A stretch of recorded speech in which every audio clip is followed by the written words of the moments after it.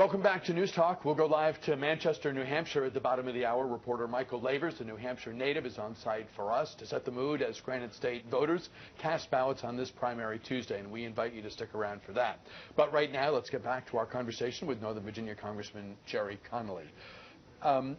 When you look, you mentioned in the first segment talking about the race for the White House, the primary process that shifts into a new gear today with the voting, the actual primary voting up in New Hampshire.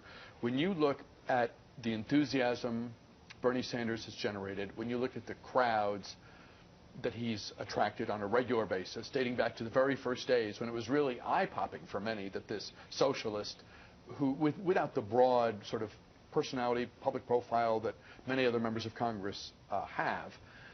And when you look at the youth, with the youth vote, including a number of women, and here Bernie Sanders is running against a woman who has the best chance of any woman in history to be the first woman president in this nation's history. What you know, as a Clinton person, are there concerns? As a political person, generally, what thoughts do you have about what he's been able to do and what nerves he's tapping to this point? Well, I have two reactions to that. One is there is an economic message. Bernie Sanders, Elizabeth Warren, wing of our party, that legitimately has called into question how the system works and the concentration of wealth and the lack of income and wage growth for middle class and lower middle class Americans, and the need to address the concentration of wealth and power in America. Legitimate issue, legitimate sets of issues, and that is a factor. The other factor is there's a swoon factor in the Democratic Party, and historically always has been. So we swoon over candidates who promise us all kinds of things that are good and pure, but not necessarily always practical, and certainly not always something that can be translated into electoral success. And I'm not being cynical there. I mean, I've been part of the swoon myself on occasion, but I mean, George McGovern. Who made you swoon? My first vote I cast was for George McGovern in 1972. We won one state, my home state of Massachusetts. But we felt good. Well, could we have thought about nominating someone more practical who also opposed the war, but might have, comported himself better on the electoral map? I don't know.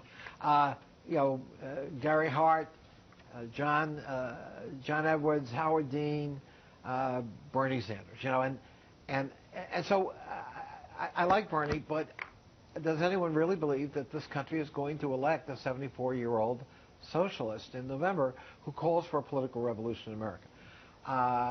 Count me a skeptic. Is he weak on foreign policy? He's profoundly weak in foreign policy. He has virtually no background, and he has very little to say about it. And that's, we live in a dangerous world, a complex world. Events around the world, like the one you and I were just talking about in North Korea, intrude whether you like it or not. And so he's sort of a Johnny One Note in his corporate concentration of wealth and need to break up the big banks. What about the rest of what you're going to have to deal with if you get in that Oval Office?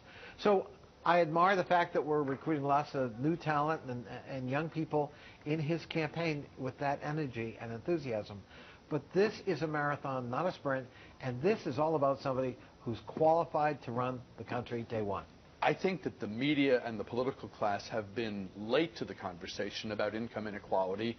It's been, with the rich men getting richer and the poor poorer and the middle class struggling and struggling and struggling for a long time before Sanders or anyone put it on the radar. I mean, the numbers were there long before the political discussion got into gear. But that said, I was struck by his comment about, Wall Street equals fraud. Anyone who has an investment advisor or any kind of stock portfolio that is doing half decent is because of Wall Street. Now, did Wall Street tank the global economy? Absolutely. Is it shocking and amazing that no one's been held accountable for that? You bet. But when he stood there in debate and said the business model of Wall Street is fraud, how did that hit you? Well, it hit me as a very socialist critique of the U.S. market economy. Of course, some fraud occurs in Wall Street and in other parts of the U.S. economy and market, and it should be pursued, and people should be held accountable. And certainly more people should have been held accountable for the meltdown that occurred in '08 than were. But having said that, I think it's just wrong to essentially be perceived as an anti-business candidate. Most Americans, last time I checked, work for a business, and they don't think they're all innately evil. They produce jobs and revenue, and they help neighborhoods and communities. Let's make them better. And I just think a more positive economic message of growth and opportunity and inclusivity will prevail in November over a message of economic grievance. Let's talk about a hyper-local issue. 24 hours ago, as a fairly small to moderate storm made its way toward the Washington area, Metro decided that they were going to go to a modified snow plan. They were going to scale back bus service for what, for many of us, was expected to be an inch or two of snow. Early this morning, they reversed course, and they said, no, we're going to have regular bus routes. The buses are going to go where they go. Do you think the new general manager is so cautious about his agency's ability to deliver that he's acting in a way that might be described as overly cautious? I think it's early to tell. This is now the second snow incident, one being a blizzard, on his watch. And I think it's a fine line between protecting the public and making sure you don't overburden the system and put people at risk, and the other side of that, how do you provide regular service that isn't always interrupted by weather events? Other urban systems do it. Shouldn't that be our goal? That we're going to have uninterrupted service in these events unless they're catastrophic, events. But a snowfall ought not to shut down or curb or modify Metro service in this area. We're up on the clock a little bit, but I don't want to wrap up without you having a chance to tell us about a constituent of yours who, in a moment of incredible crisis, exhibited great bravery to help others and was awarded for his acts by the chamber in which you serve. You're talking about Andrew Wong. Yeah, a member of the U.S. Park Police at the time, one of three law enforcement officials who went into the Navy Yard toward the sound of gunfire and were able to disable the gunman. Sadly, not before he killed 12 people, but it was an act of unbelievable heroism and bravery.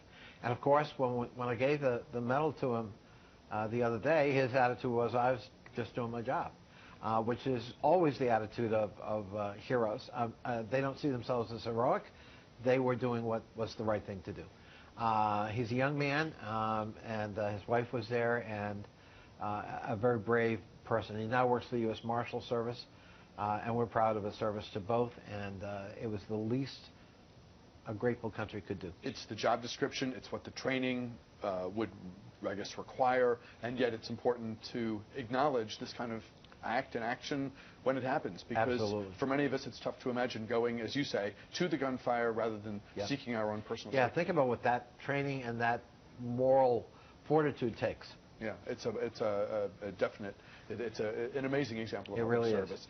Democrat Jerry Connolly represents much of Northern Virginia in the U.S. House. Great to have you here today. Thanks very much for being here. My pleasure. We'll see you next time. News headlines and the forecast, they're coming your way next. Then, what to watch for as New Hampshire voters cast ballots in the nation's first presidential primary.